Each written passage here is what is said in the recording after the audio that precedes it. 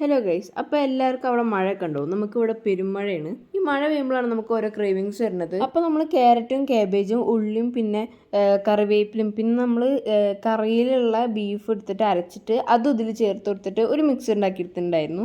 പിന്നെ നമ്മുടെ അടുത്ത് പാനിപ്പൂരിൻ്റെ ഡോ കുറച്ചുണ്ടായിരുന്നു. അപ്പോൾ അതൊക്കെ നമ്മൾ പൊരിച്ചെടുത്തിട്ടുണ്ടായിരുന്നു. അങ്ങനെ നമ്മൾ എല്ലാ ബോളും ഇങ്ങനെ ഫ്രൈ ചെയ്തെടുത്തിട്ടുണ്ട്. അങ്ങനെ എല്ലാം റെഡി ആയിട്ടുണ്ട്. ഇനി അതിൻ്റെ ഉള്ളിലേക്ക് നമ്മൾ മസാലയും കൂടി ഫില്ല് ചെയ്താൽ നമ്മളെ സാധനം റെഡി ആയിട്ടുണ്ട്.